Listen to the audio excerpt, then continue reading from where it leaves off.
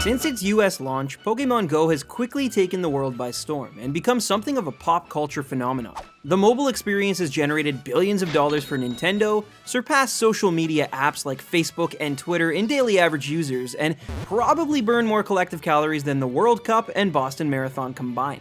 The point is, it's become a movement. However, if you're like me, there's only one lingering question left every time you open the app. Can legendary and shiny Pokemon be caught in the wild?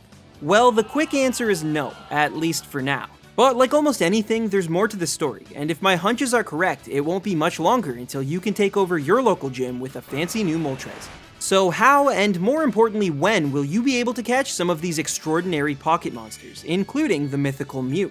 And in conjunction with that, are shinies a thing in the vast world of Pokemon Go? Well, let's find out.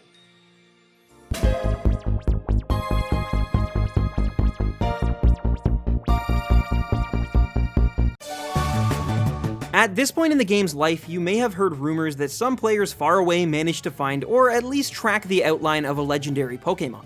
Whether these rumors are spread through Reddit, internet friends, or even right here on YouTube, they're all blatant lies. Basically, this rumor is the Go equivalent of using strength on the truck in your old copy of Yellow version. If you've heard any stories about someone catching a Mewtwo, they're fake, and if you've seen any evidence like pictures, they're either well-made photoshops or maybe even a hack. Although to the best of my knowledge, no one's done the latter yet. So where the heck are the legendary birds and Mewtwo? Well, you'll be happy to hear that they are in the current build of the game, at least sort of. Recently, a data miner by the name of PSI Flash discovered that coding was in place for every single legendary Pokemon from the Kanto region. However, because no one in the world has legitimately found them yet, it's assumed this means that Niantic are waiting for some specific event to activate them. Now, whether this certain event is related to the player's level, a specific time or place, or they're just holding off until the global launch remains to be seen, but personally, I have a suspicion that it's one of the first two. So why do I think that legendaries will appear based on level or location? Well, because the first trailer showed us how Mewtwo will probably be caught. Last September, during the climax of the first launch trailer for Pokemon Go, it shows a young woman playing the game at Times Square when all of a sudden the screens around her change to a countdown clock. When the timer finally reaches 0, a Capture Mewtwo image appears, followed by a 10-minute timer with a health bar at the bottom. This leads me and many others to believe that Mewtwo, and probably the 3 legendary birds, will be the Pokemon Go equivalent of a boss battle. So how does one trigger the boss? Well, this is where speculation comes in, but if I had to guess, it would make sense that at some point after the game goes global, Niantic will create legendary events at prominent national landmarks. This would explain why the girl is in Times Square, and also why hordes of other trainers come running. Now, I know that trailers are marketing tools designed to sell a product, and we've actually already seen a few features that evolve throughout the app's development, so for now, all of this is pure speculation on my part. But having now put dozens of hours into the game, the countdown feature looks like a natural progression of Pokemon hunting, and personally, I just can't see the developers scrapping an engaging mechanic like that. The only question remains, will this feature also apply to the elusive Mew?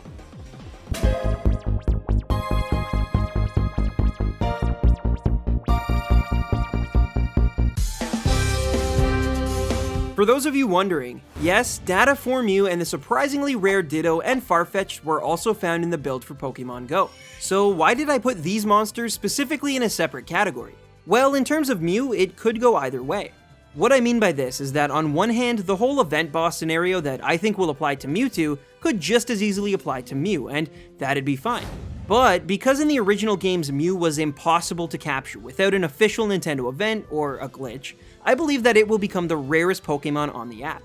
I definitely don't think they'd go as far as to only make one in the entire world because, let's face it, that would be terrible for business, but I do think there will only be 1 or 2 events per country at most, and if you can't make it to them, then you could be out of luck, at least until a potential trading feature is added in. The main reason I think they'll keep Mew extremely limited is because of how close the devs are trying to modernize the original Red and Blue experience. And in those games, very few people ever managed to obtain a legal Mew, which made it all the more special and created further intrigue about the games. So even though it's riddled with holes, that's my basic theory on Mew. But why aren't Ditto and Farfetch'd in the game? Well, for the latter, it's assumed that Farfetch'd is a region exclusive that will eventually be made available when a trading feature is implemented into the game. Please keep in mind that this news changes every single day, but currently the rumor is that Farfetch'd is only available in certain parts of Asia. Allegedly, along with Tauros, Mr. Mime, and Kangaskhan, these 4 Pokemon are only available in specific regions around the world, with the last 3 being exclusive to North America, Europe, and Australia respectively. This once again fits the narrative of Niantic trying to recapture the Gen 1 magic, as in Red and Blue, the only way to capture number 83 in the Pokédex was to trade an NPC a Spearow. So because it hasn't been caught in the wild yet, it can be assumed that something along the same lines will apply to Pokemon Go. As for Ditto, it's in a similar situation, but just replace the proposed trading mechanic with breeding, and it starts to make a lot more sense. Also, it's worth remembering that Ditto only has one move, and I'd imagine there's a few bugs involved in utilizing its transformation attack, mainly regarding copying identical stats, designs, and names when battling gyms. And on top of that, just imagine what would happen if it eventually had to battle shiny Pokemon. And speaking of shinies,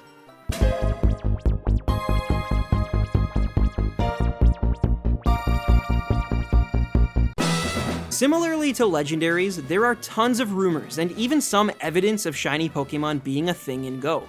But as of writing this video, there's still nothing confirmed. For those of you unaware, basically shiny Pokemon are extremely rare creatures with slight color changes to make them really stand out. So for example, this is what a regular Voltorb looks like, and this is what its shiny variant will look like. Shinies are sort of a big deal when it comes to serious trainers, but with a 1 in 8,192 encounter rate, the odds are always against you. Despite being so rare though, the odds are even more against the idea that with over 9 million active users, there'd still be nobody who could provide multiple photos of their shiny catches. So even though all signs say they're not in the game right now, will you ever be able to add that slightly darker Pikachu to your team? Well, I absolutely think you will, but remember what I said earlier about Pokemon Go really trying to encapsulate the feelings of playing through Red and Blue? Well, along with breeding, shiny Pokemon didn't exist until Gold and Silver came out, meaning that even though Ditto's almost guaranteed to come to Go by the end of the summer, I honestly don't think we'll see both of those features until a massive update that adds Johto into the mix. And you'd better believe that with all of the money and all of the new fans that this game is making, we'll probably see an update like that sooner than we thought.